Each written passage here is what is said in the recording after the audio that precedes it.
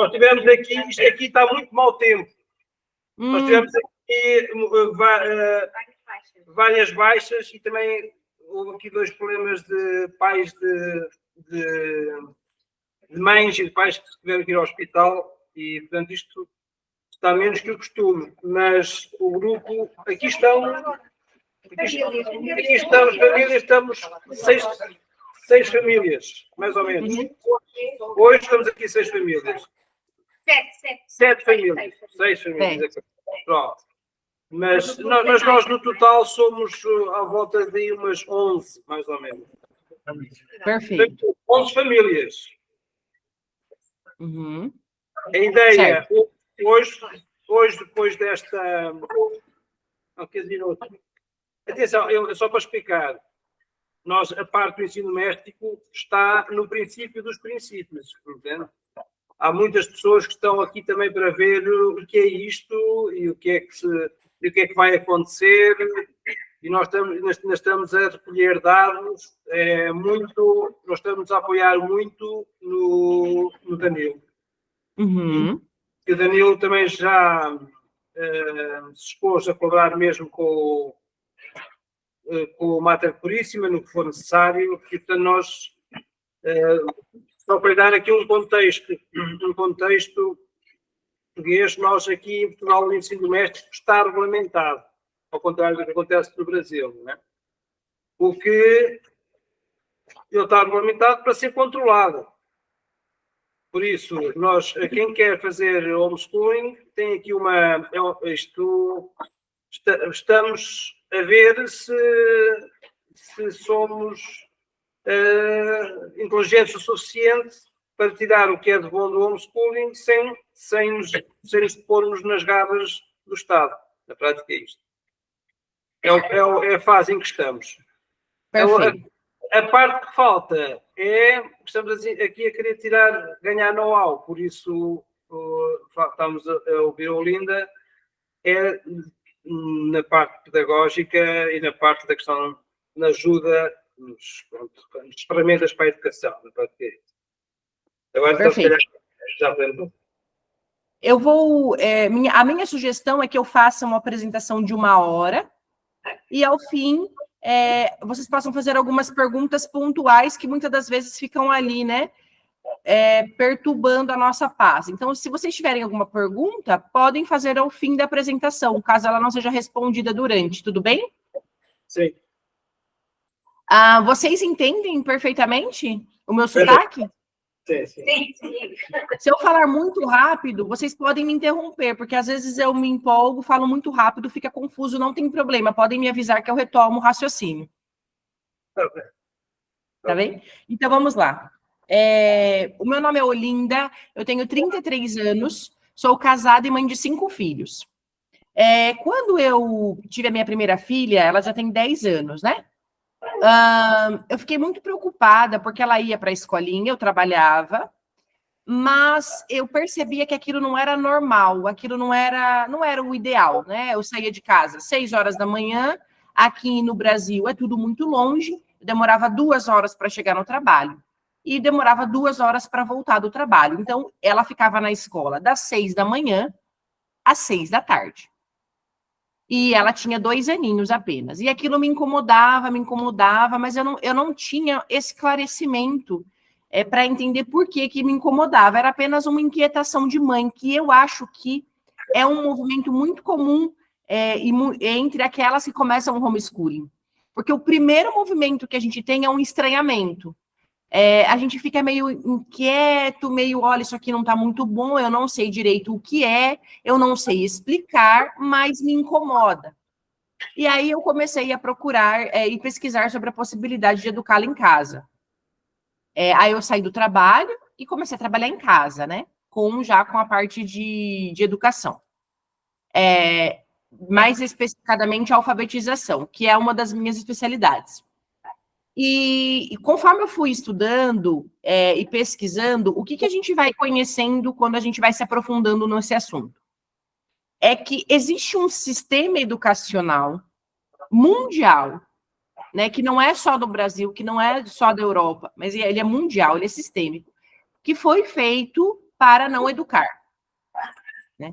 Ele foi feito para que a escola seja uma ferramenta, seja um meio de manipulação ideológica. Dito isto, o que a gente começa a perceber? Que não tem muito como fugir, se não do homeschooling, de uma educação formal que os pais terão de acompanhar. Porque o que a gente acha, assim, quando a gente tem filhos e começa a educá-los? A gente acha que a escola vai cumprir o seu papel de educação formal e a parte moral a gente vai complementar em casa, mas isso não está acontecendo já há algumas décadas. Especialmente com o movimento da década de 20, 30, no Brasil chamado Escola Nova, em que você tem uma organização estadual e federal para que todas as escolas sigam um mesmo mandamento pedagógico. E qual é esse mandamento pedagógico? Em primeiro lugar, é o socioconstrutivismo, né? Que é o quê? É uma pedagogia. O que é pedagogia? Tudo aquilo que orienta, que dá norte para os pais e professores. Então, por exemplo, eu devo ou não devo corrigir o meu filho? Isso é uma premissa pedagógica. A premissa pedagógica tomista, por exemplo, vai dizer, sim, você tem que corrigir o seu filho. A premissa pedagógica socioconstrutivista vai dizer que não, que cada criança tem o seu tempo, que cada criança tem o seu ritmo, que cada criança é do seu jeito.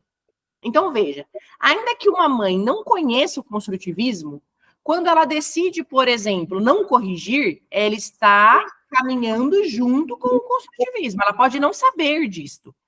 Porque as ideias que movem as ações educacionais, muitas das vezes, elas não são conscientes. Elas são culturais, ou seja, a gente absorve na cultura e a gente reproduz. Mas muitas das vezes a gente não tem ciência do que elas são.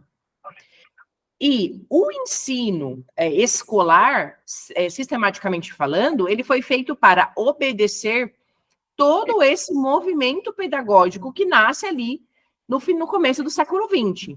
Que a criança não pode ser corrigida, que cada criança tem o seu tempo, que cada criança vai aprender de um jeito. Você começa a negar, em primeiro lugar, a realidade. Porque quando você tem você tem um ensino formal. Quando eu falo de ensino formal, do que eu estou falando? Estou falando de português, no nosso caso, matemática, história, geografia.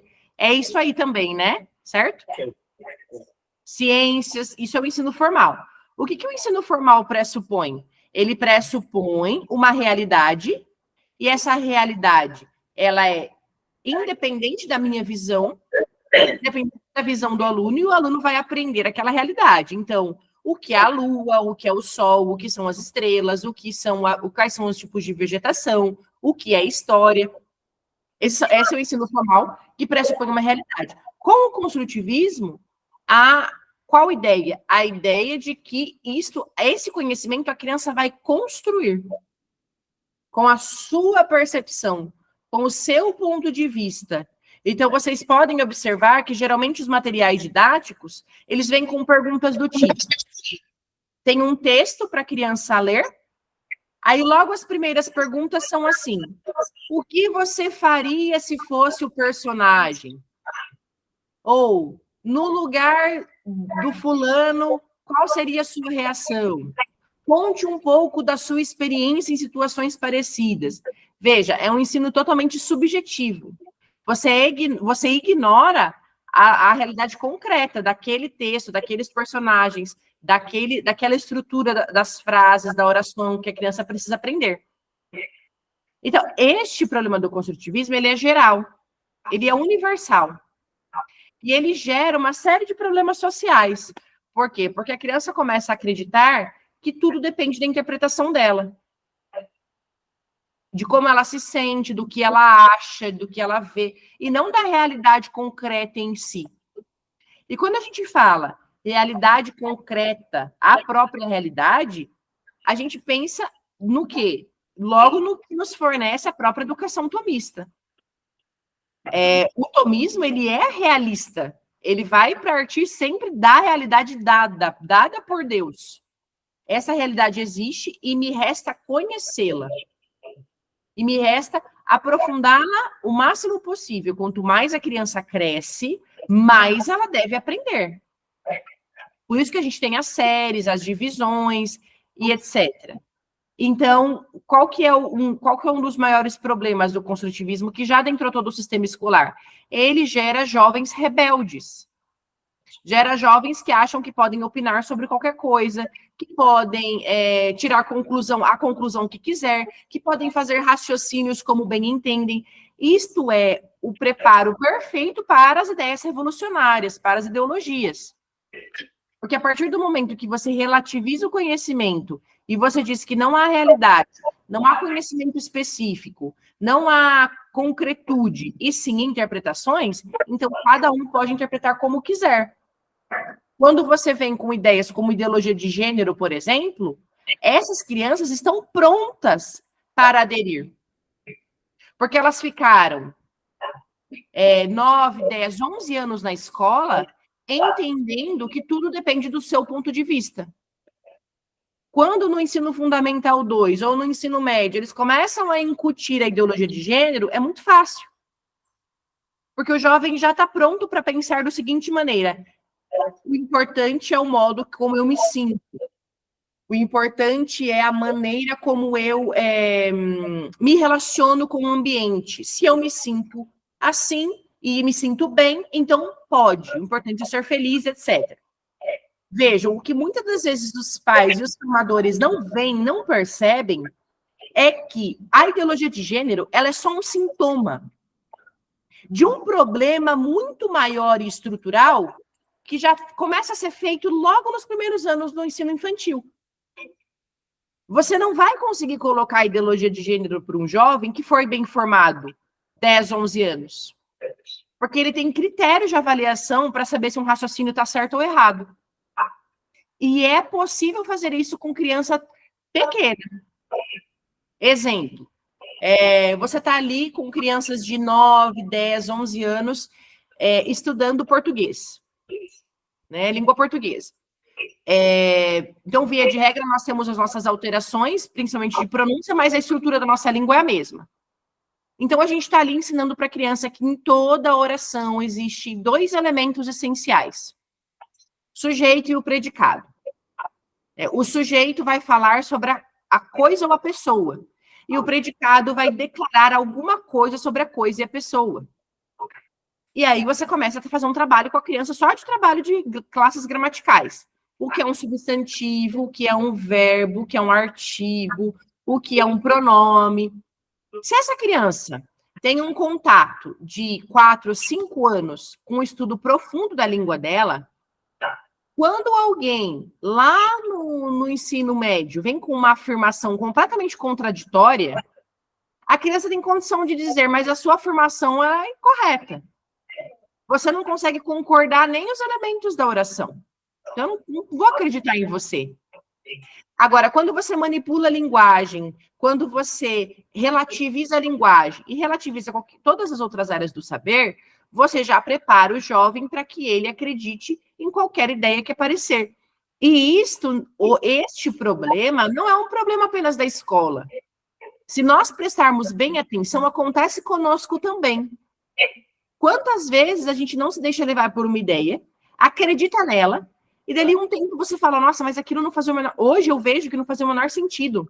Mas eu acreditei naquela ideia por anos a fio. Nós facilmente somos levados por ideias contraditórias.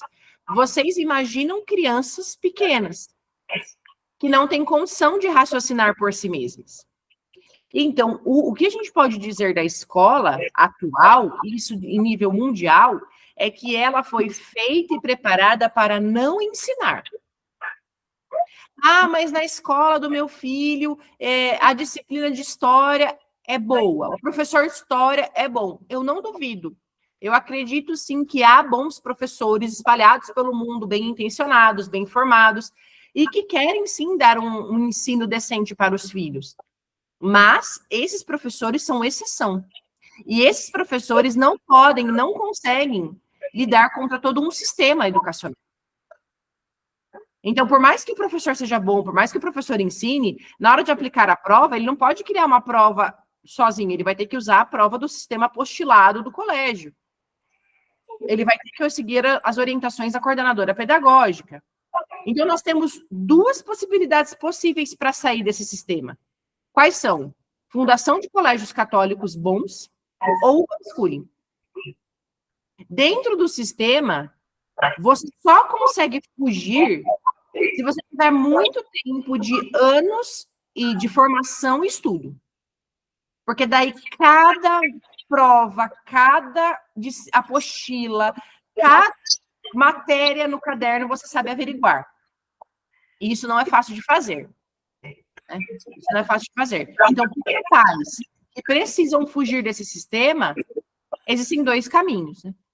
A fundação dos colégios, que terão outra estrutura, ou o ensino domiciliar. E aí, quando eu comecei a fazer o ensino domiciliar, era tudo muito confuso ainda, né, para mim, muito confuso, eu não sabia o que ensinar, eu não sabia o que priorizar, eu não sabia se eu precisava dar todas as matérias da escola, né, enfim, foi um processo. Eu já faço homeschooling há 8 anos, né, não, 7 anos, na verdade. Eu já faço homeschooling há 7 anos, e conforme o tempo vai passando e as coisas vão acontecendo, elas ficam mais claras. Mas no começo é tudo muito embaralhado, tudo muito nebuloso, a gente não sabe direito o que a gente vai fazer, etc. O que eu posso dizer, em linhas gerais, sobre a minha experiência com o homeschooling? Em primeiro lugar, que o homeschooling ele não é um ideal, ele é uma saída. Ele é uma saída possível para os pais que entenderam que a escola moderna, a escola do jeito que ela está, a escola atual, ela não tem como ensinar os nossos filhos, né? Porque ela foi preparada para não ensinar. Ela foi organizada para não ensinar. E é algo que não é para mim e para os nossos filhos. É algo de geração. Nossa geração, a minha que tenho 33 anos, e a anterior dos meus pais, já são vítimas desse processo de decaimento educacional. Na época dos meus pais, por exemplo, década de 70, década de 80, você ainda tinha nas escolas ensino de latim, ensino de francês, muitas aulas de filosofia, sociologia, que são disciplinas que justamente formam o homem. Formam o homem para o bem, formam o homem para a verdade, formam o homem para a justiça, que são o ensino das virtudes. Depois da década de 80, 90, vocês podem reparar o declínio do currículo. Então, você tira a filosofia, você tira a sociologia, você coloca mais matemática, você coloca mais aquelas disciplinas. Eu não sei se em Portugal tem, mas aqui no Brasil tem um monte de disciplina que não fala nada com nada, coisas do tipo cidadania e ação. Ninguém sabe o que é isso. Meio ambiente e produtividade. Porque você substitui o ensino integral do homem por ferramentas de manipulação social. Meio ambiente, reciclagem, respeito ao próximo, empatia, né, respeito às diversidades, ou seja, você está preparando todo o terreno para colocar aí coisas piores. Só que, veja, o inimigo é muito inteligente, eles são muito sagazes. Então, eles não fazem isso de uma maneira descarada, eles não fazem isso de uma maneira abrupta, de repente, vão lá e colocam tudo isso de uma hora só. Eles vão preparando, através das disciplinas dos anos, conteúdos que... Só um minutinho, deixa eu só avisar meu marido que eu cheguei. Claro.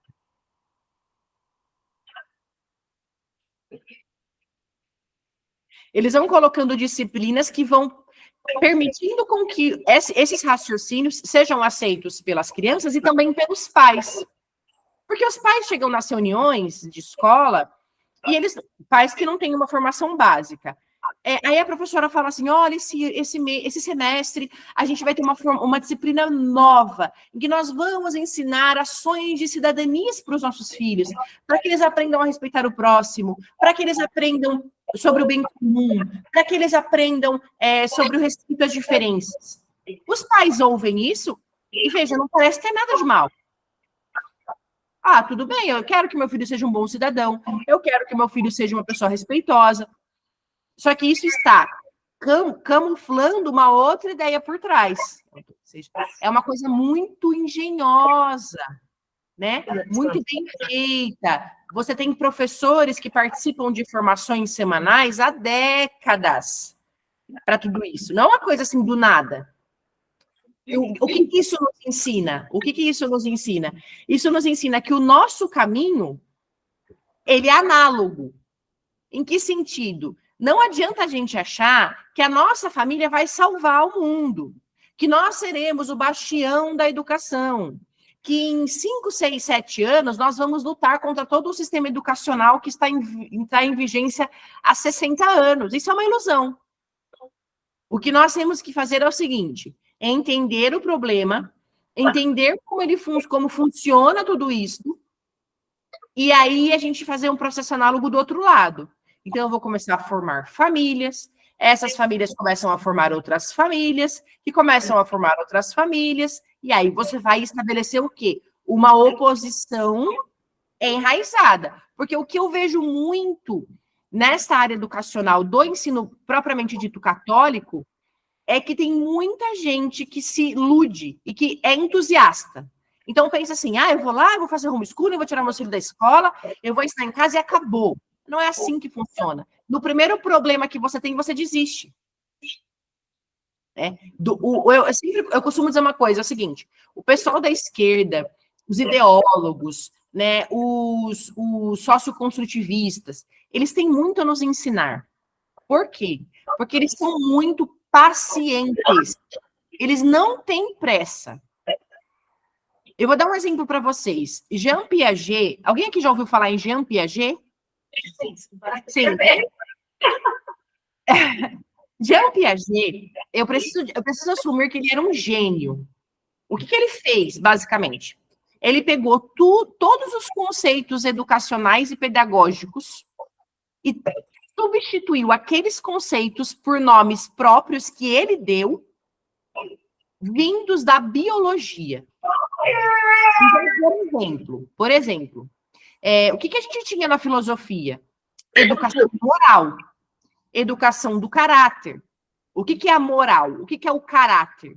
É a condução que a gente dá para as crianças, da sua formação pessoal, das escolhas que ela vai fazer entre certo e errado, bem e mal. Isso é uma vida para educar. A gente precisa se autoeducar primeiro, que dá muito trabalho, para depois educar os filhos. Então, Jean Piaget vai dizer, isso daí não existe. Não existe moral, não existe certo e errado. O que existe é um processo de acomodação e assimilação dos conteúdos que a criança aprende. Ele pega esses termos, acomodação e assimilação, da biologia, porque ele era biólogo.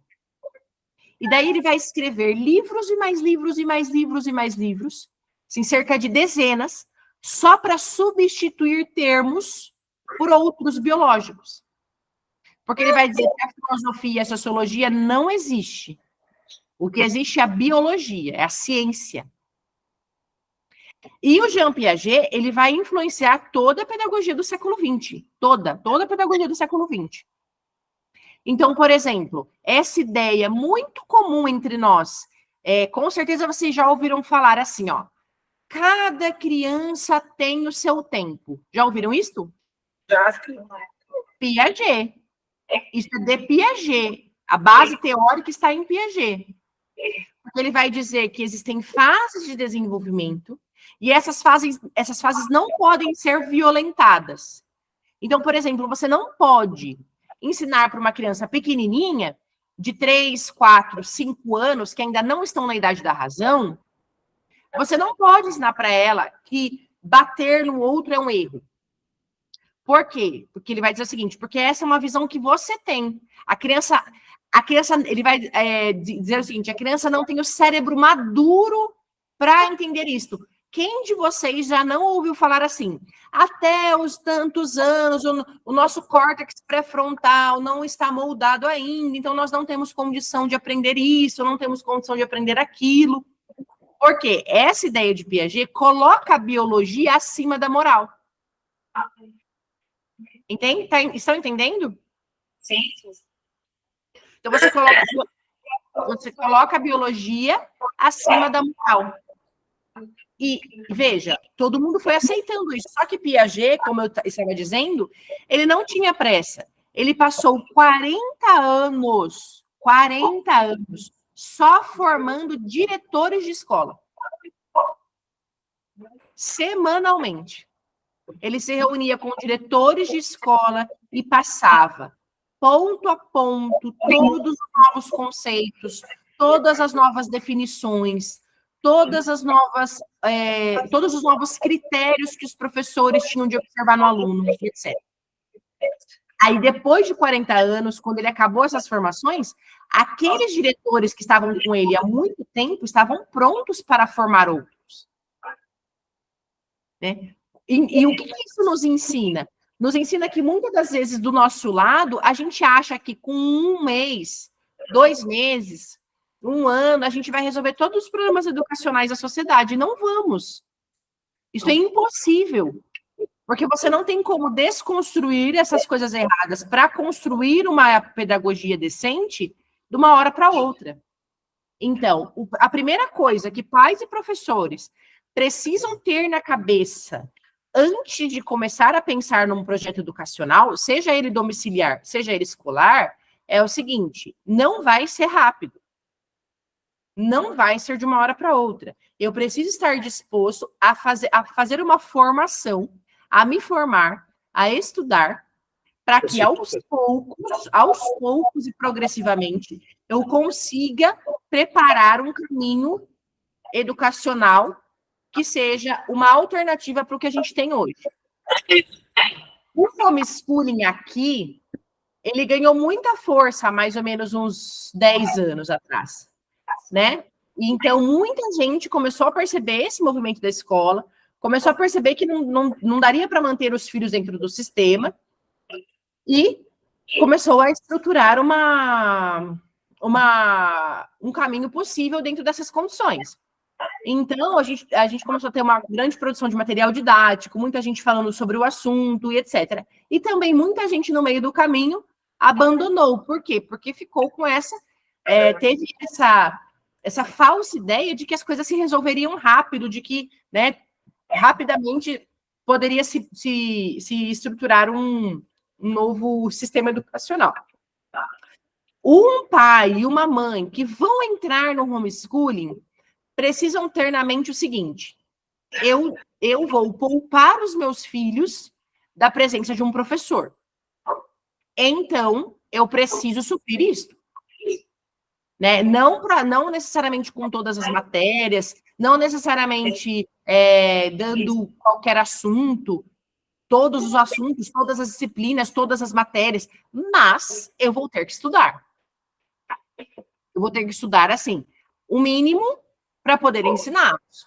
E isso vai depender da idade dos filhos, vai depender por quanto tempo eles frequentaram a escola, vai depender do que eles já sabem, certo? Então, assim, isso organizar um currículo, pensar nas disciplinas e etc., não é uma coisa tão fácil, mas também não é um bicho de 7 cabeças. Porque, geralmente, quando os pais começam o homeschooling, eles já pensam assim: não, eu não vou dar conta. O menino tinha 8 professores na sala de aula. Como é que eu vou dar 8 matérias? Eu não tenho como dar 8 matérias, eu não tenho como estudar 8 matérias, eu tenho outros filhos, eu tenho filhos pequenos. Mas não é assim que funciona. Por quê? Primeiro, porque o fato de você fazer homeschooling não significa que você vai dar todas as matérias. Você pode procurar professores, tutores para algumas matérias que você não tem domínio, principalmente para crianças maiores que serão retiradas da escola. Crianças de 9, 10, 11 anos que já têm acesso a essas disciplinas. Mas os pequenos em fase de alfabetização, você não precisa fazer muita coisa a não ser alfabetizar. Por quê? Porque a criança precisa da leitura e escrita fluente para poder aprender as outras coisas. Até para ela resolver um problema de matemática, ela precisa ter leitura fluente. Senão ela não entende o problema.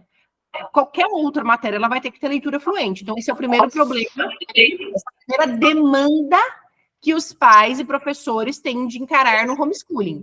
Eu preciso que os meus filhos sejam leitores fluentes. Né? Essa é a primeira demanda urgente. Muitas das vezes, isso não é raro acontecer, e pode ser que aconteça aí com vocês, é que os pais tirem crianças da escola com 8, 9, 10 anos, achando que são fluentes, e esses filhos não são. Eu já vi muito isso acontecer. Né? Às vezes os pais acreditam que está tudo bem, a criança tira boas notas. Por que a criança tira as boas notas? Porque eles dão boas notas mesmo. Aí em Portugal, eles ainda repetem as crianças quando não estão no... Não,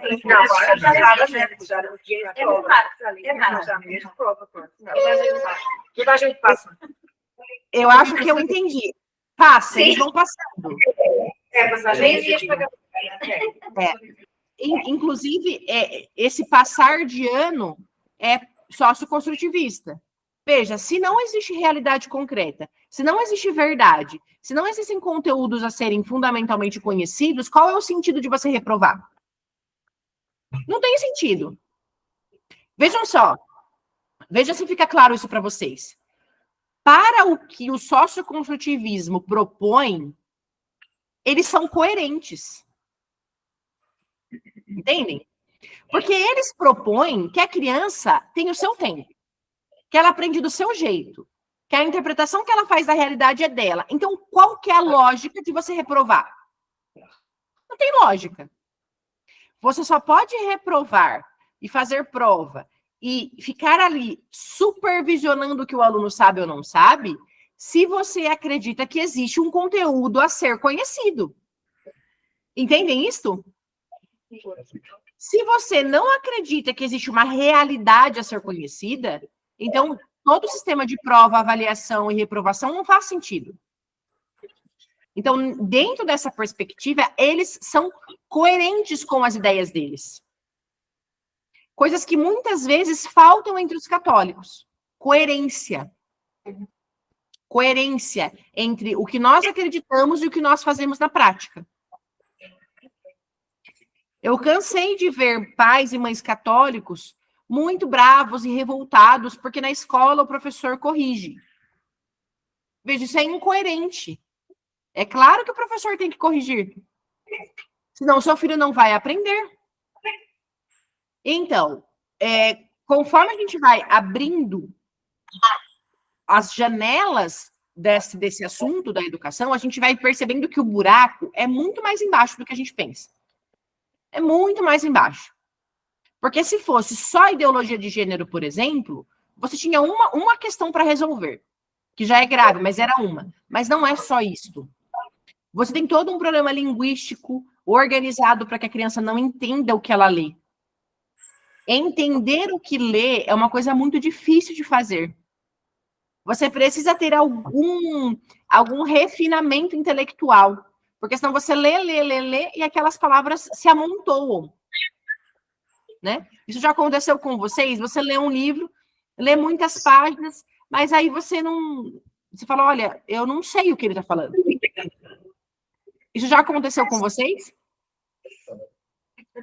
Por quê? Porque até para estudar, a gente precisa de um refinamento, uma organização da inteligência.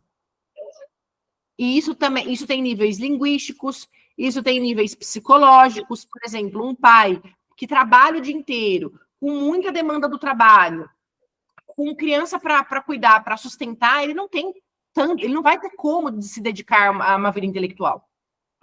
Porque ele tem ali uma pressão psicológica gigante. Agora, uma mãe que tem filhos já maiorzinhos, né? E que tem ali uma condição de se dedicar, uma mãe dedicada aos estudos, em alguns anos, não é muito, não. Em 2 ou 3 anos, ela já está muito melhor que todos os professores da escola. E isso eu falo para vocês com conhecimento de causa. Quando eu comecei o homeschooling, eu não sabia nada. Nada. Eu tinha formação superior em história, mas assim, aquela coisa bem superficial, que ainda em Portugal eu acho que é melhor a formação universitária do que aqui no Brasil. Aqui no Brasil a formação superior é terrível.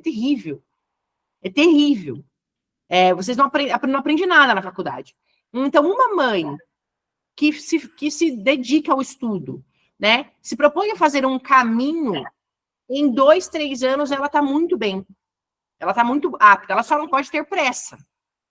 Ela só não pode achar que em uma semana, um mês, ela vai resolver todos os problemas educacionais dela, do marido e dos filhos, entendem? Isso é uma ilusão que desanima e que não traz frutos concretos. O homeschooling, ele precisa ser observado de várias frentes, né? Então, a gente pode pensar nas frentes de como a criança se desenvolve. O ensino formal, que são as disciplinas mesmo, propriamente ditas, o português, a matemática, a história, a geografia, as ciências.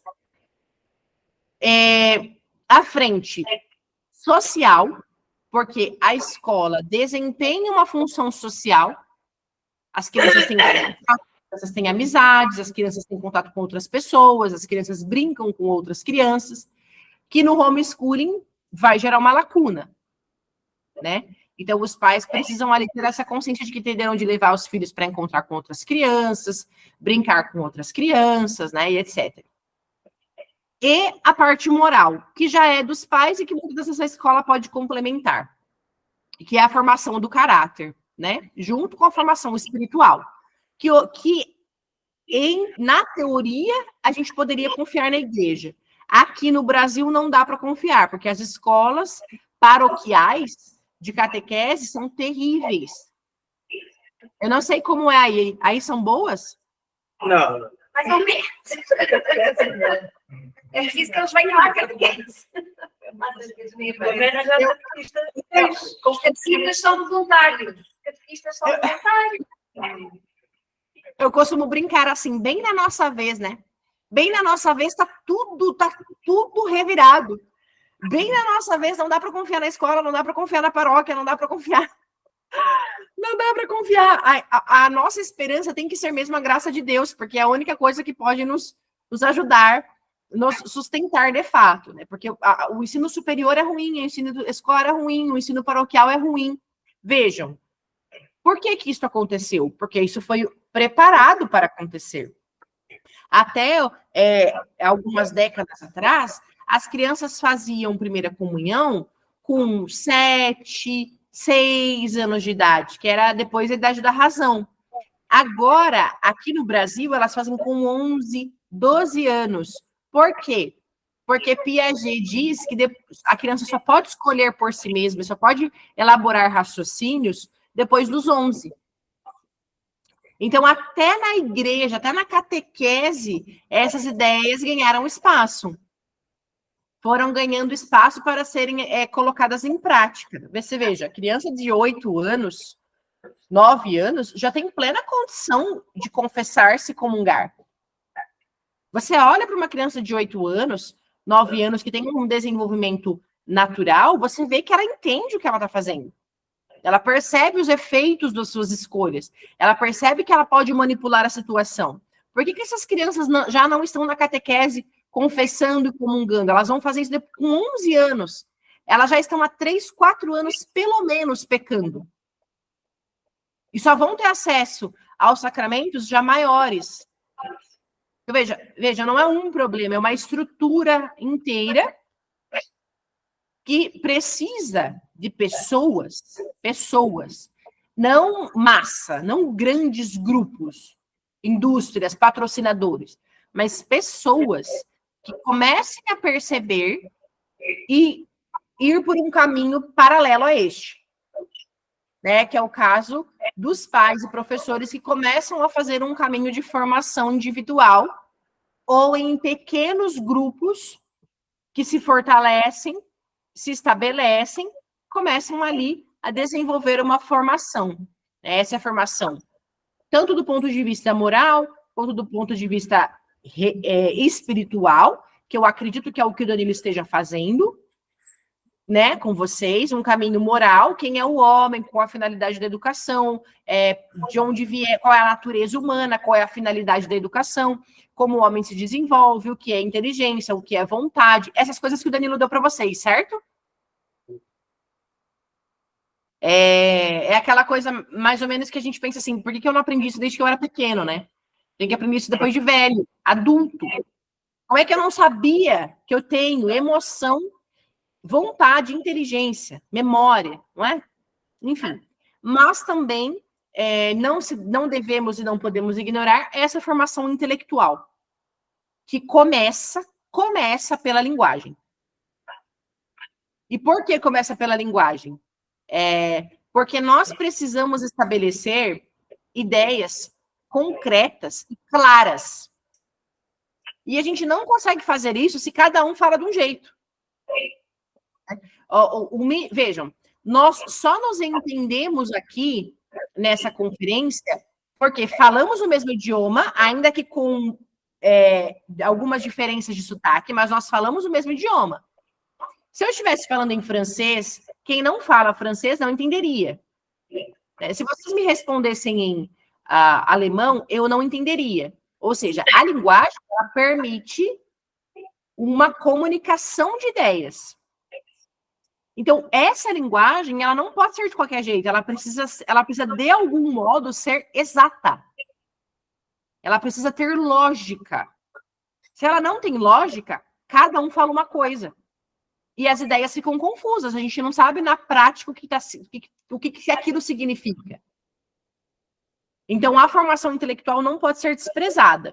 Então, nós temos 3 frentes de formação necessária.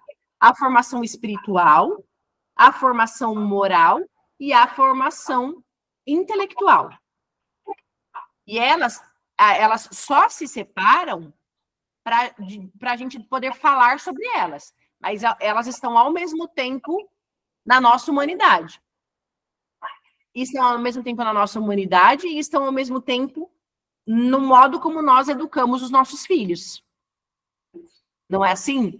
Ora, nós precisamos corrigir questões espirituais.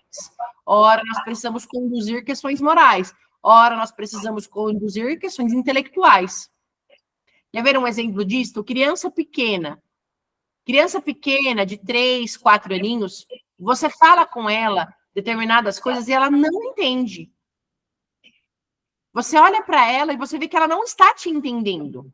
Não é birra, que seria do ponto de vista moral. Não é falta de oração, que seria do ponto de vista espiritual. É que ela tem uma demanda intelectual a ser desenvolvida. Ela não acessa, muitas das vezes, o significado do que nós estamos dizendo. Então, isso exige uma formação intelectual também, que deve ser aprimorada por aqueles que vão educar para que possam passar para as crianças, porque nós não podemos educar os nossos filhos se nós não nos autoeducarmos. Isso é impossível. Isso é uma contradição básica. Como é que eu vou ensinar para uma filha uma coisa que eu não sei? Eu não ensino. Daí, sim, é legítimo, por exemplo, você contratar tutores. Por exemplo, eu não quero aprender biologia agora com 33 anos de idade. Eu não vou, não tenho tempo. É muito detalhe, todos os reinos animais, é muita coisa. Eu não quero, não tenho tempo. Então, o que eu faço? Eu contrato um bom professor de biologia. Eu não preciso aprender tudo, entendem? Eu não preciso estudar tudo. A gente não tem tempo para estudar tudo. Não dá tempo de estudar tudo. Então, o que pode ser feito? A contratação de bons professores particulares para as disciplinas que você não pode e não quer estudar. Isso é uma saída muito eficiente, né? Às vezes, entre vocês mesmos, tem alguém que fez biologia, tem alguém que fez história, tem alguém que fez geografia e pode ajudar. Se não, existem bons professores. Então, você vai delegar aquelas disciplinas que você não tem como aprender e não quer aprender. Matemática, né? Física para os maiores, biologia, etc. E aí você vai estudar aquelas disciplinas que são básicas. Aquelas disciplinas que você precisa saber para ajudar os seus filhos. Que no nosso caso vai ser pelo menos um pouco de linguagem. A gente precisa estudar linguagem. Então, a gente não entende livro, a gente não entende palestra, a gente não entende aula. A gente fica boiando. Sem linguagem, a gente boia. Essa é a verdade. A gente viaja. Inclusive, um professor, quando ele está dando aula, né, por exemplo, o Danilo, quando ele vai dar aula, ele é um professor tomista, ele conhece todos os termos de São Tomás. O que ele precisa fazer? Ele precisa traduzir. Se ele não traduz, o público não entende. Porque as pessoas que estão assistindo não são obrigadas a serem tomistas. Certo? Então, o professor precisa, ou o formador, aquele que vai dar aula, precisa estudar um pouco de linguagem. Pelo menos o básico. Precisa estudar. E a formação moral, que é para todos nós, a formação das virtudes cardeais, e a formação espiritual. Disso daí não dá para fugir. Só que isso daí não dá para fugir nem se vocês não fossem fazer homeschooling. Porque suponhamos que alguém não vai fazer homeschooling. Deixa os filhos na escola. Como é que você vai ter critérios para saber se a aula está decente ou não? Como é que você vai fazer para corrigir uma ideia errada que o seu filho aprendeu do professor? Como é que você vai ajudar o seu filho a entender um assunto que ele não aprendeu na escola? Veja, não dá para fazer isto sem informação. Entendem? Ainda que você não opte pelo homeschooling. Isto é indissociável da presença dos pais. Então, deixa eu dar um exemplo concreto do que eu estou falando para que vocês visualizem. Quando a gente vai estudar a psicologia de São Tomás, ou seja, o que São Tomás nos ensina sobre a alma, a psicologia fala da alma. A alma, ela é imaterial, ela não tem matéria. Não tem como você pegar um microscópio e analisar a sua alma. Não tem matéria. Se ela não tem matéria, é muito mais difícil de você estudá-la. Então, todos aí são pais, certo? Tá. Então, você tem o seu filho aí de 3, 4 aninhos. Ele começa a chorar bem perto da hora do almoço. O que você pensa? Ele está com fome. Claro, isso é muito claro. Por quê? Porque criança com fome vira qualquer outra coisa, menos uma criança. Eles choram, eles gritam, eles pulam, eles se jogam. Ótimo. Por que eles fazem isso? Veja, quando você presta atenção que ele está com fome, é uma necessidade fisiológica, biológica. Certo? É muito fácil de identificar. Agora, quando o seu filho não está com fome, não está com sono e se joga no chão, você não tem certeza do porquê ele está fazendo aquilo. Não é óbvio como é a fome perto da hora do almoço. Aquilo é mais difícil de você entender. Aí, quando você vai estudar psicologia tomista, você vai ver o seguinte, que São Tomás nos ensina que a criança pequena, ela já tem todas as 11 emoções formadas. Todos nós temos 11 emoções. Alegria, tristeza, amor, ódio, desejo, fuga, medo. Eu sempre esqueço as últimas 3, mas eu acho que é sagacidade e depois eu pego e mando para vocês, mas aquela coisa que a gente fica meio assim, né, com receio e tudo mais, tem um nome para isso. E tem mais uma lá que eu esqueci. São 11 emoções. A criança pequena, ela já tem essas 11 emoções formadas. Só que ela não tem juízo formado. Aí em Portugal existe aquele ditado assim, ó, criança não tem juízo? Sim. Sim, todo mundo já falou essa. Criança não tem juízo. O que é juízo? Juízo é justamente o raciocínio dado pela razão. Então, por exemplo, nós adultos estamos com fome, mas a nossa razão nos informa o seguinte, mas daqui a pouco eu já vou almoçar. Então, eu sinto o desejo, eu sinto aquela necessidade, eu sinto os meus apetites sensitivos gritando, eu sinto o desejo de sair correndo do que eu estou fazendo para ir comer, mas a minha razão, que é superior, me informa, não, mas eu tenho que aguentar mais um pouco. Vocês estão aqui já há 50 minutos assistindo uma aula. Começa a dar dor nas costas, começa a dar faniquito, a gente começa a ficar cansado, normal. O seu desejo começa a ficar fraco e a sua fuga começa a querer fugir. Aí a sua razão te informa, não, mas calma, só 50 minutos, espera lá. A criança não tem razão. Então o desejo dela fala, grita, e ela vai fazer o que o desejo manda. Pode ser desejo ou pode ser fuga. Pode ser medo, pode ser raiva, por isso ela se joga. Pode ser tristeza por nada, tipo um brinquedo caiu no chão, ela chora. Por quê? Porque a emoção dela é desordenada. Aí você, pai e mãe, que tem razão, fala para ela, mas é só um brinquedo, não foi nada. Não precisa chorar por isso. Você é o juízo do seu filho. Você é a razão ordenada do seu filho. Você dá critérios para ele. E conforme ele cresce, ele introniza esses critérios que você estabeleceu. Agora, pergunta, como é que a gente fornece esses critérios para os nossos filhos se a gente não os conhece? Não fornece. Aí a gente acaba fazendo o quê? Uma educação emotivista. Que é aquela coisa assim, ó. Ai, dá logo para ele não chorar. Pelo amor de Deus, que ele vai chorar. Não, importante é essa criança não chorar no meu ouvido. Mas ele quer bala, não, mas ele vai ficar quieto. Veja, essa é uma educação emotivista. Por quê? Porque eu só penso na emoção. Eu só penso que eu não quero que ele fique com raiva. Só que isso não é educar. Isso é conter. Você contém agora, daqui um dia vem pior. Você contém amanhã também, daqui uma semana vem muito pior. Não é à toa que os adolescentes dessas gerações são totalmente descontrolados. Qualquer coisinha eles surtam, qualquer coisinha eles choram, qualquer coisinha eles se desesperam, qualquer coisinha eles ficam muito nervosos. Por quê? Porque passaram por anos a fio sendo contidos, não educados.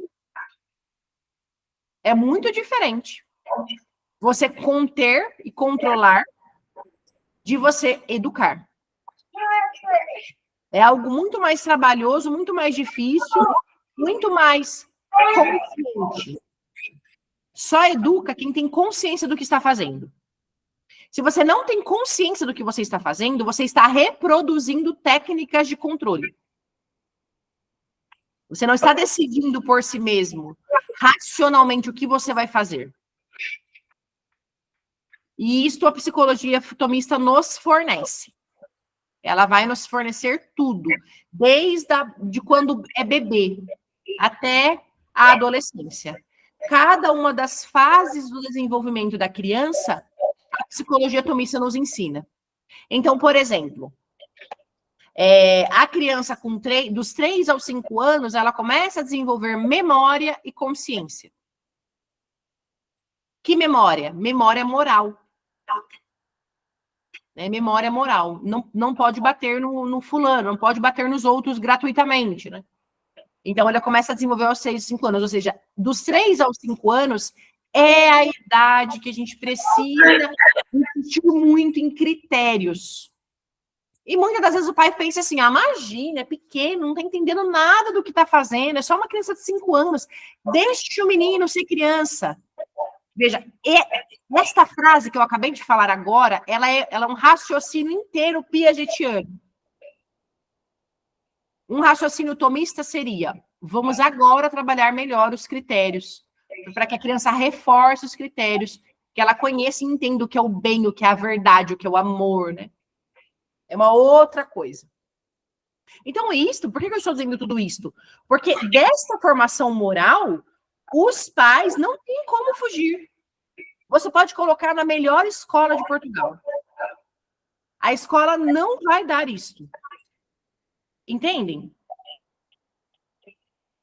É impossível que o professor faça isso. Ele não tem mesmo que ele fosse bem formado, vamos imaginar um mundo ideal. E nesse mundo ideal tem um professor bem formado. Teve uma boa formação acadêmica, teve uma boa formação intelectual, teve uma boa formação moral. Só que dentro da sala de aula, ele tem 25 crianças. Cada uma de uma família. Cada uma com um pai e uma mãe diferentes. Ele não tem como preencher todas as lacunas morais dessa criança. Esta é a obrigação dos pais, independentemente se vão continuar na escola ou se não vão continuar na escola. Isso é o primeiro ponto que vocês precisam ter com muita clareza antes mesmo de decidir pelo homeschooling. Se decidirem pelo homeschooling, precisam então pensar no seguinte: o meu filho não vai ter mais professor. Então, ou eu vou fornecer esses professores para ele de uma outra maneira, como no caso de tutores específicos, ou eu vou preencher as principais lacunas da educação moral dele, da educação formal dele, desculpa, que são linguagem, matemática e, pelo menos, história. E isto não dá para fugir. Não dá para você tirar a criança da escola e falar assim, não, agora eu só vou aqui cuidar da parte moral. Né? Eu vou ter que dar pelo menos um suporte para essa formação intelectual. O que eu fiz? Isso aqui é a minha experiência pessoal, eu não sei como é a dinâmica e a vida particular de cada um, mas eu posso contar com minha experiência pessoal. Eu comecei quando eu decidi pelo homeschooling há 7 anos, então eu tinha na época 2 filhos, né? Os filhos foram vindo ao longo dos anos. Eu colocava as crianças na cama para dormir cedo e estudar, todos os dias, das 7h30, 8 horas até às 11. Fiz isso por pelo menos uns 4 anos. E estudar básico, o que eu precisava, assim, de básico, alfabetização, educação geral e etc. E nesses 4 anos, eu vou dizer para vocês, eu aprendi mais do que em 4 anos de faculdade. Porque daí você faz com foco, você faz com boas referências, você faz com bons professores, porque aí você já tem algum critério para escolher os seus professores. Então, eu fiz isso durante 4 anos e segui o homeschooling sozinha com eles até o ano retrasado. A partir do ano final de 2022, eu comecei a contratar tutores, né? Então, entre 2017 e 2022, eu fiz tudo sozinha. Tudo que não era muito, português, matemática e catequese, né? Aí, em 2022, a minha filha já estava com quase 9 anos, eu contratei um bom professor de matemática, porque eu não dava mais conta ainda das 4 operações básicas, que para mim já é difícil. Então, eu já não queria mais aquilo. Daí, contratei um professor de matemática, e o ano passado, eu contratei um professor de história e geografia, porque daí começa a ficar muito específico, né? Tanto história quanto geografia. E este ano, um professor de ciências, para os mais velhos. A mais velha tem 10 anos, o segundo tem 7. Estão no que corresponde ao 5º e 3º ano. Outra coisa que eu faço, eu vejo tudo o que eles teriam que aprender na escola, para não ficar muito fora dos conteúdos, entende? É muito assim, essa criança aqui está vivendo num mundo paralelo. Então, o que os planos curriculares pedem? Que a criança de 5º ano, que é a idade da minha filha mais velha, já saiba classe gramatical, ela já sabe todas. Então, mais ou menos, eu vou acompanhando ali, para que ela não fique muito fora. Caso um dia ela precise fazer uma prova, por exemplo, ela tem a condição de fazer uma prova, porque eu não sei, as coisas podem mudar, eu posso precisar pôr na escola? Posso. Pode acontecer alguma coisa, eu posso precisar colocar na escola, e aí ela precisa entrar no 5º ano. Veja, essa é uma questão social do homeschooling. E aí ela vai ter que ter uma base das matérias que ela, aos anos correspondentes. Mas isso daí é uma coisa que com o tempo vai se acertando, e a gente vai ali, os próprios pais vão percebendo a demanda. Mas num primeiro momento, é o seguinte, ter a plena consciência de que você vai precisar se dedicar à sua formação e de que essa formação, ela é independente da escola, você vai ter que fazer, o seu filho estando na escola ou estando fora.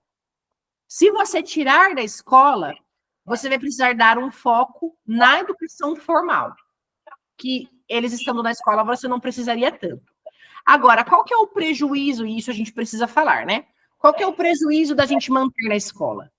Ao meu ver, o prejuízo de quando os pais percebem o problema da escola e mantêm na escola. É que vai chegar, depois dos 10 anos de idade, na verdade tem crianças que é antes. Entre os 8, 9, 10 anos, um pouquinho para frente, a criança começa a procurar fora de casa por referências. Isso é normal. Ela não quer só mais saber do pai e da mãe. Ela quer... Você pode reparar que a criança entre os 7, depois dos 8, chega um amigo na sua casa, ela começa a prestar muita atenção na pessoa. É até meio chato, porque eles começam a ficar assim pra cara da pessoa, né? Por quê? Porque eles estão eles já sabem quem são os pais. Eles não querem só os pais mais, eles querem outros referentes. Então, eles começam a perguntar dos amigos, seu amigo não vai vir aqui? E o que ele faz? Isso é muito normal. Então, essa criança dentro da escola, com maus professores, ela vai ser influenciada. Porque daí ela chega na escola e aquele professor que ensina ideologia de gênero é o mais legal. É o mais brincalhão. É o que melhor trata ela. Então ela desenvolve um afeto pelo professor. Ela gosta dele. E se ela gostar dele, ela vai ouvir o que ele tem para falar. Este é o risco de manter a criança numa escola ruim, que os pais têm que saber que estão correndo. Certo? Mas eu dei uma boa educação em casa, mas a base foi muito boa, mas eu dei uma boa catequese. Sim, eu acredito. Mas, pela própria natureza da criança, ela começa a ouvir outras pessoas. E se for muito interessante, daí a importância de bons professores. Porque se vamos supor que você está aqui no Brasil, você está lá em São José dos Campos, e o professor legal do seu filho é o Danilo. Tá tudo bem. Tranquilo. Não tem com que se preocupar. Todos os professores ali são católicos. Todos os professores ali têm um bom senso moral. Todos os professores ali têm virtude. Então, essa criança vai aprender. Agora, quando o professor legal do seu filho não é alguém bem formado, não é alguém bem intencionado, não é uma pessoa de caráter, você tem que se preocupar. Não tem jeito. É porque as chances deles influenciarem a formação dos nossos filhos é tremenda. Então, a gente precisa falar dessas coisas, né? Não dá para a gente fingir que isso não existe, porque esse é um problema, inclusive, que leva os pais a esse estranhamento. Os filhos começam a mudar de comportamento, muitas das vezes. Era um bom menino, começa a ir para a escola, fica esquisito, já não quer mais jantar com os pais, já não quer mais sair com os pais, já não quer mais conversar com os pais, já não tem paciência com os irmãos. Então, os pais começam a falar, olha, tem alguma coisa esquisita aqui, que eu não estou vendo.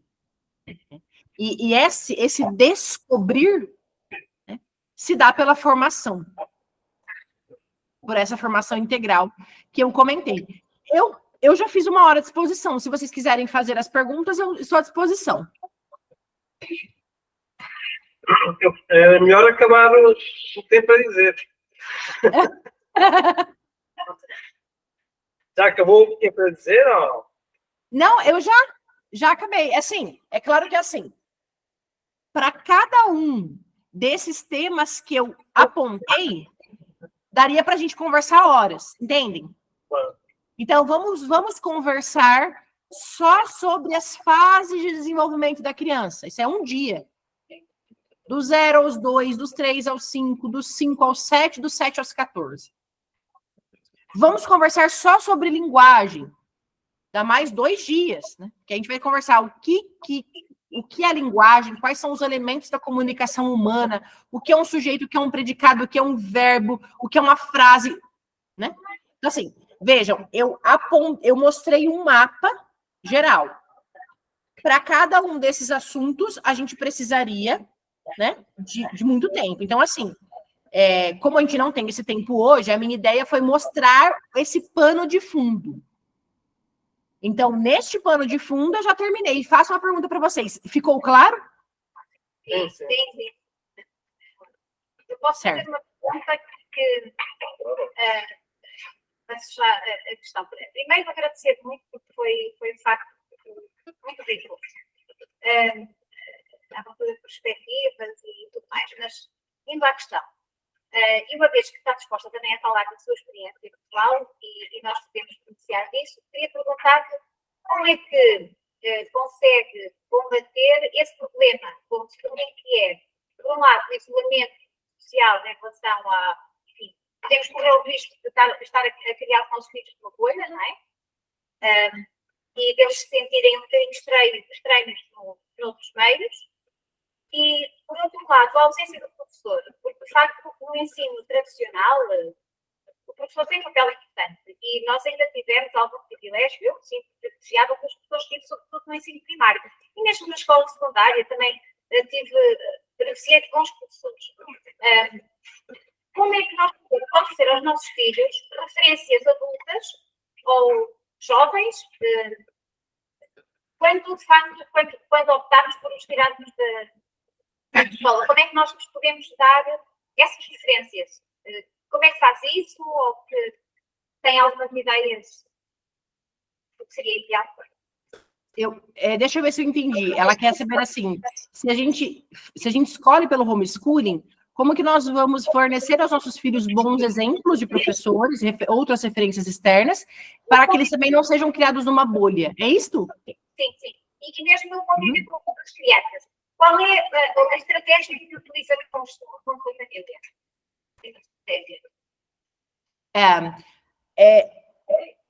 A dimensão social da educação da criança não pode ser ignorada, né? Eu até disse isso, eu acho. Então, quando você opta pelo homeschooling, você vai ter que ter na consciência que você vai ter mais trabalho.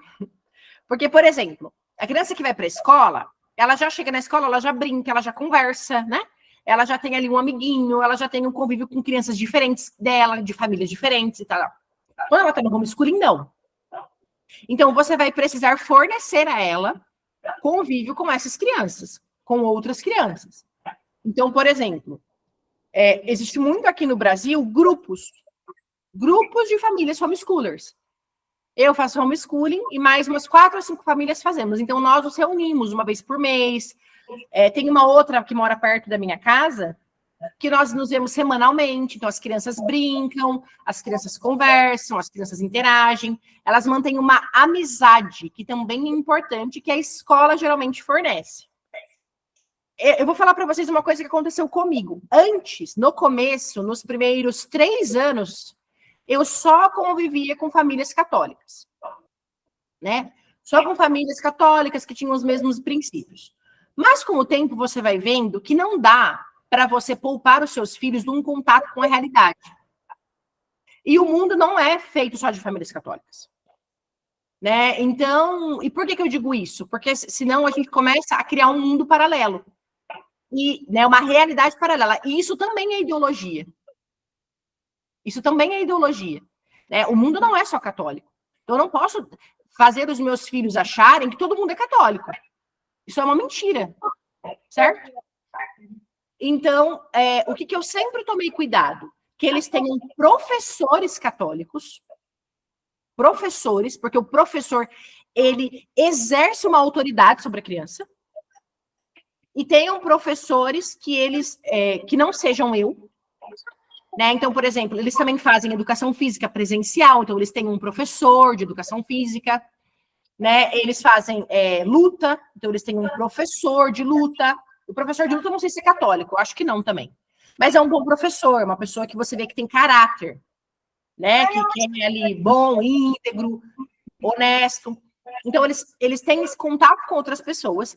E eu comecei a conviver também com pessoas normais que não são necessariamente católicas. Então, por exemplo, essa minha vizinha que faz homeschooling, ela é protestante. Só que nós não falamos sobre isso e as crianças brincam. Eu não vejo problema nisso, sabe? Por quê? Porque, inclusive, nós rezamos pela conversão deles, né?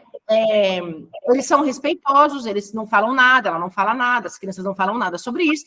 E os meus filhos percebem que o mundo não é só aquilo que eles veem, eles percebem que existem outras pessoas de outros jeitos e que, inclusive, eles podem ajudar a se converter. Né? Porque eu não deixo eles falarem de protestantismo, mas nós falamos de catolicismo. Isso porque é a verdade, né? Então, nós desejamos que eles se convertam. Então, não é que a gente vai abaixar a cabeça e fingir que todas as religiões são iguais, mas que a gente vai entender que no mundo que eles vão viver, as pessoas são assim. Ou agora a gente vai fingir que todo mundo é católico, bom católico. Veja, não tem como. Eles vão no mercado, eles vão no cinema, eles vão no parquinho. Eles veem que as pessoas não são católicas, de modo geral. Mas eles veem que é possível ser bons católicos. E aí, por que eu estou dizendo isso? Porque daí você não cria numa bolha. Isso não é uma bolha, né? Ela brinca com a menina ali, com a menininha amiguinha dela protestante. Ela sabe que no mundo existem pessoas que pensam assim, então não é uma bolha. E é claro, quando você está ali muito, muito perto, muito de olho, você consegue controlar essas coisas muito bem, sabe? Você consegue perceber ali quando uma coisinha sai fora, você vai lá, conversa. Por que eu acho isso importante? Porque senão a gente corre o risco de querer tratar os nossos filhos como robôs. E a vida não é assim. Né? Eles são pessoas, eles têm liberdade, eles têm, né? Eles têm escolha, eles precisam ter a razão desenvolvida para o bem e para a verdade, mas enquanto pessoas livres. Isso é muito difícil de fazer. Isso é muito difícil de fazer. É um grande desafio para mim também. Então, eu não tenho todas as respostas, né? Nesse sentido, assim. Mas eu vejo que é possível fazer um caminho como homeschooling sem criar este ambiente de segregação. Olha, se puder, já agora posso complementar uma coisa que eu sinto nos meus, que é, por exemplo, nós temos contato com a nossa família e nós temos tudo, temos ateus, temos protestantes, temos católicos, temos tudo. E, por exemplo, o meu sobrinho não é batizado porque o meu irmão não quer, é mais porque a mulher não quer. E então, eles veem o sobrinho, que eles gostam muito, estão muitas vezes com ele, também não vai à missa, não sei. E eu também posso, muitas vezes, já peguei encontros, como por exemplo, estávamos uma vez a ler os milagres eucarísticos. E nós estávamos a dizer, bem, se muita gente soubesse disto, se calhar também eu à missa. Ou seja, também nós podemos pegar por esta parte. Ou seja, podemos mostrar-nos o que é bom, a nossa parte católica. E dizer-lhes, olha, vocês quando estiverem com o Benjamin também podem dizer isto, podem contar estas histórias. Ou seja, para eles perceberem que eles também podem influenciar os outros. Por nós às vezes estamos também com medo só dos teus, mas nós também temos que pensar, nós também temos uma ação contrária, não é? Nós também temos que pensar dessa maneira. Exatamente. E as crianças, elas, por mais que elas não tenham condição de formar outras ainda, por essa questão do raciocínio, elas têm uma naturalidade para falar sobre essas coisas que é muito encantadora. Né? Então, assim, os próprios adultos às vezes se assustam com a naturalidade com que elas tratam essas questões. A vida dos santos, os milagres eucarísticos, os exemplos dos santos, a própria presença da igreja na sociedade. Então, eles ficam... um católico bem formado, muitas das vezes, ele cala o outro só pelo aquilo que ele sabe. Né? A própria pessoa sabe que ela não vai poder mexer. Digamos assim... Não, eu nem vou falar com esse aqui sobre esse assunto, porque eles são muito católicos e não vai dar briga, né? Os protestantes têm essa postura. Então, eu não vejo porque nós católicos a gente tem que ter medo. Não tem que ter medo da avó Assembleia de Deus, sabe? Porque é uma coisa comum, isso existe em todo lugar. Se nós somos bem informados, por que a gente tem medo de conviver? Não tem que ter medo, tem que ter uma tranquilidade, claro, sempre sem dar brecha para que os nossos filhos sejam formados por outro. Isso é muito diferente, né? Então, se você tem ali uma avó protestante, você não vai deixar seu filho lá todo dia. Por quê? Porque você sabe que a influência dela pode ser muito grande. Agora, também não significa que você não vai encontrar com a avó protestante no almoço de domingo. Vejam, é uma questão de proporção. Entende? É uma questão de proporção. Não vai ficar com a minha avó protestante todo dia, mas também não é que não vai mais olhar na cara dela. Tem uma proporção aí, que é algo que a gente consegue visualizar muito bem quando a gente vai estudar a prudência. A prudência é uma coisa maravilhosa de se estudar, porque a prudência ela tem 8 partes. Então você vai vendo tudo aquilo que você consegue pôr na balança na hora de tomar uma decisão, sabe? E tomar uma decisão com prudência. Estava a fazer uma pergunta. Por exemplo, em relação a estas coisas que estava a dizer, no desenvolvimento da criança otimista, também esta parte das virtudes, onde é que a Olinda acha que seja uma boa fonte de conhecimento? Onde é que nós podemos ir encontrar isso? Eu entendi a primeira parte. Sobre a psicologia otimista, fase do desenvolvimento, eu entendi. Mas qual a pergunta? Ou seja, onde é que nós podemos ir aprender sobre essas coisas? Bons sítios? Aprender. Bom, existem alguns livros que vocês podem ler. Exatamente, e para mais que tem pouco tempo.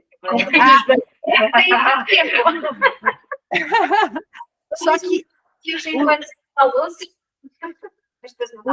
os livros que estão na minha cabeça agora, eles não têm mais, eles não estão mais sendo editados.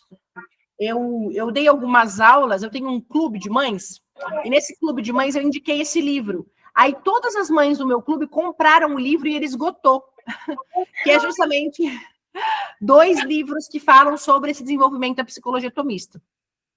Então, bom, o que eu posso dizer é o seguinte, eu tenho um clube, nesse clube você consegue assistir as aulas que falam sobre esse tema. Se chama Psicologia Infantil, é uma série de 12 aulas, em que eu explico cada uma dessas etapas. E lá também eu tenho a indicação do livro. Ou eu deixo o nome do livro para vocês, e vocês procuram o livro, talvez em português, aí tenha, não sei, né? Alguém pode ter editado, porque é de uma autora, eu não sei se ela é argentina, não lembro agora de onde ela é, mas não, eu acho que é daqui da América. E eu posso deixar a indicação para vocês tentarem achar o livro. Se não, se você quiser, eu te passo o link desse meu clube, onde você consegue acessar, fazer uma assinatura, uma matrícula e acessar as aulas. Deve ser perto, para vocês, é perto de 10 euros por mês. Como é que se chama? Depois pode mandar essas 2 coisas. Isso não... O título, depois mandar essas 2 coisas, então. Posso, claro, eu mando. Você quer o link? Você quer o clube ou os livros, ou os 2?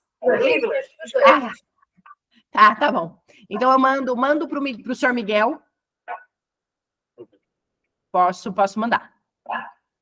Linda, só eu gostava de fazer uma pergunta. No ensino das matérias de matemática, português, no dia estava a falar com o meu filho, que também agora já tem uma criança recém-nascida. Como é que é a pressão da transmissão do saber? É pôr metas ao filho para que ele vá estudar, para que ele tenha empenho em procurar conhecer, ou é, na prática, de cima para baixo, ou seja, a mãe que diz, olha, isto é assim, e ele de fora, e pronto, já sei. E passado uma semana já não sabe outra vez, não é? Como é que a pressão, na prática, é a criança que quer aprender ou é a mãe que quer ensinar?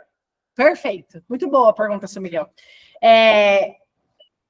A gente tem que pensar que a criança, ela não tem vontade formada, né? Como vocês aprenderam aí com o Danilo sobre vontade, a vontade ela é algo que precisa ser ajustado à inteligência.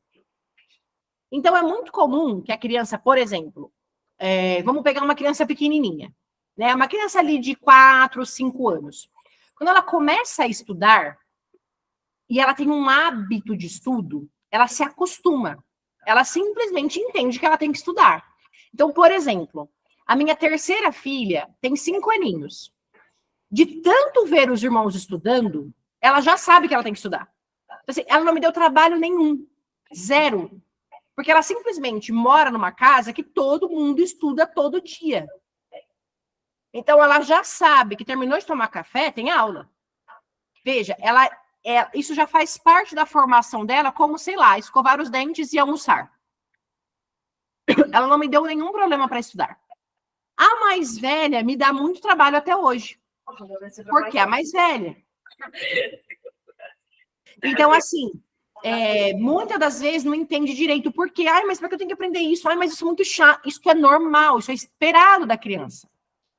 Só que olha só para você ver. Algumas matérias ela gosta mais, então ela gosta muito de matemática. Ela gosta da matemática e ela gosta do professor.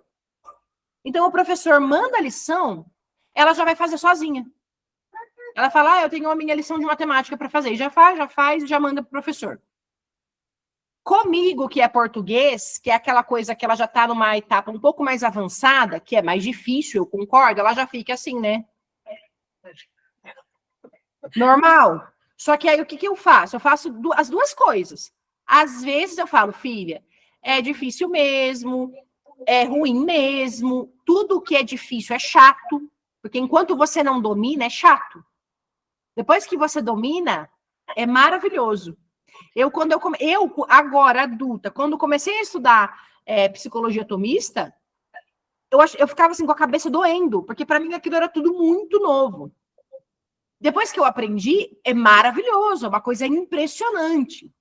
O aprendizado, ele é assim para todo mundo, para criança e para adulto. A gente chama de chato, difícil, aquilo que a gente não entende. Quando a gente entende, não é mais chato. Né? A gente simplesmente fala, não, mas isso é porque você ainda não entendeu, você ainda não está vendo o que eu estou vendo. Então, eu faço as duas coisas. Ora, eu explico intelectualmente, mostrando as razões pela qual ela precisa aprender. E ora, eu a obrigo. Mas eu não quero, mas vai fazer.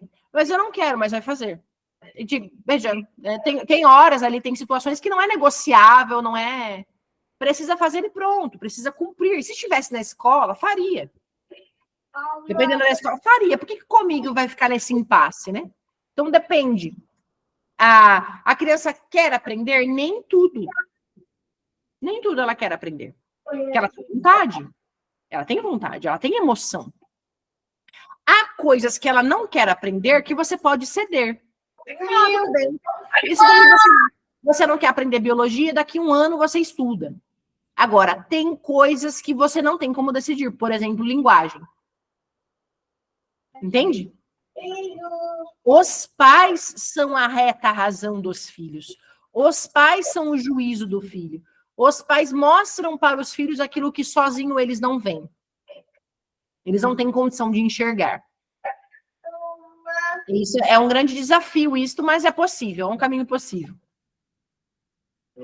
Olivia, já agora então em relação a isso, já está feito nós. Se tem algumas dicas exatamente para criar esse hábito, tudo. E se tem alguma coisa a dizer, porque, por exemplo, eu senti isto muito como mais velho. Agora estou a ver o que está a dizer, mas às vezes fico a pensar, coitado do meu mais velho, eu estou a criar uma relação aqui com ele. Coisa que eu não queria. Se estivesse na escola, isso não ia acontecer. Certo? Ainda por cima, colérica com colérico. Eu tenho que me acalmar e tenho que conseguir acalmar a pera, né? Porque ali é pouco, então vou com pouco para tudo. Então, ou seja, se consegue, pronto, acalmar também um bocado o coração nessa parte.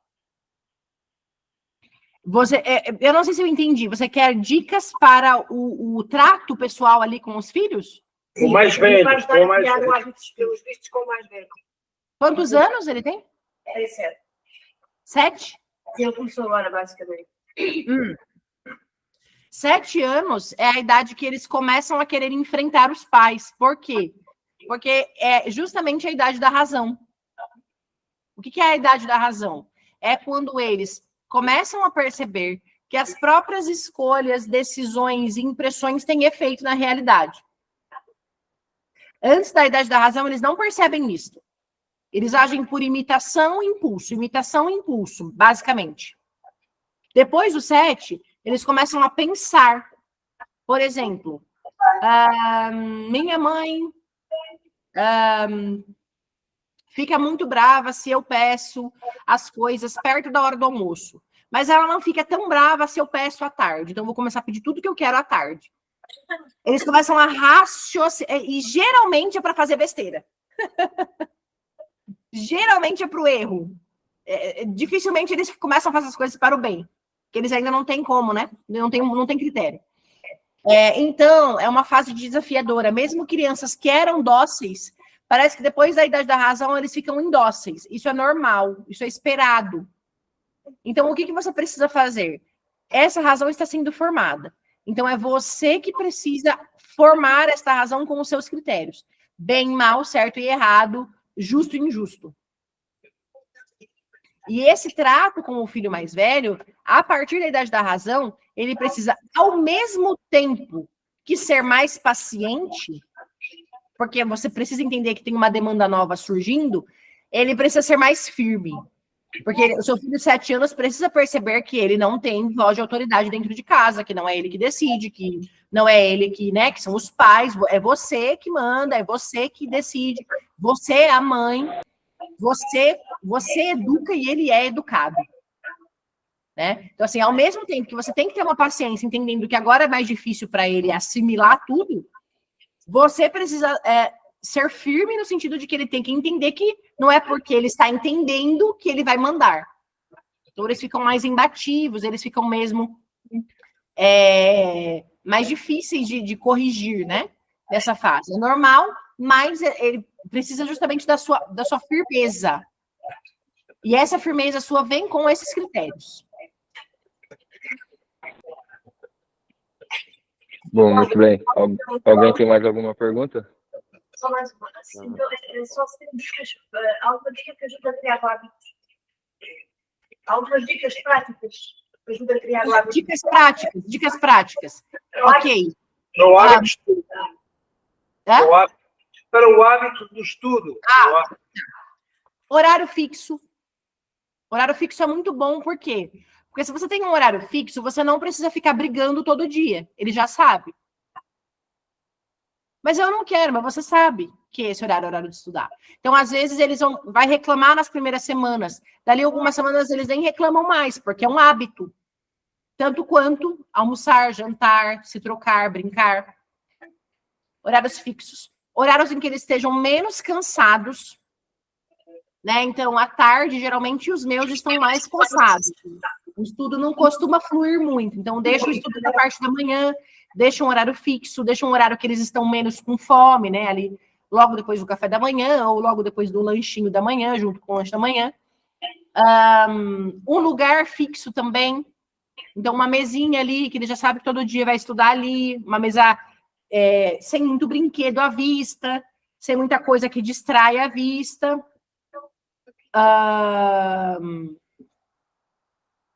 Tentar não abrir brechas. Por exemplo, hoje não vai ter aula, e amanhã também não tem. Aí, na hora que você vai ver, já faz uma semana que você não deu aula. Para voltar é muito mais difícil. Então, se você for dar férias, dá férias curtas, sabe? 1 semana, 2 semanas, para que você não precise ficar se desgastando com isso. E, pelo menos, um professor particular, se você puder. Porque isso ajuda a criança a criar um senso de responsabilidade. Por exemplo, todas as quartas-feiras, 9 da manhã, ela tem aula de ciências com o professor. Ela já fica meio, nossa, eu tenho aula, nossa, o professor vai me esperar. É aquela coisa que geralmente eles não têm com os pais. Porque é meu pai, é minha mãe, tudo a gente tolera, tudo a gente deixa para lá, a gente está o tempo todo ali. Como professor, eles mantêm uma certa formalidade, que é importante. Sabe, que tem o seu papel, que cumpre o seu papel. Eu acho que isso já ajuda você a estabelecer uma rotina, um hábito de estudo, para que a criança entenda que aquilo ali faz parte da vida dela, que não tem como ela fugir, que não é uma opção. Do mesmo jeito que não é uma opção almoçar ou jantar. Não é uma opção estudar, ela tem que estudar, ela vai estudar. E é uma decisão que ela precisa cumprir. Eu acho isso importante também. Muito bem. Bom, encaminhando para o final, não sei se o senhor Miguel quer fazer uma oração para a gente ir acabando. Agradecemos imensamente a presença da Olinda, pelo trabalho dela. Fizemos por ela. O senhor Miguel, fica à vontade. Então, vamos ensinar, Olinda? Uma oração? Vamos.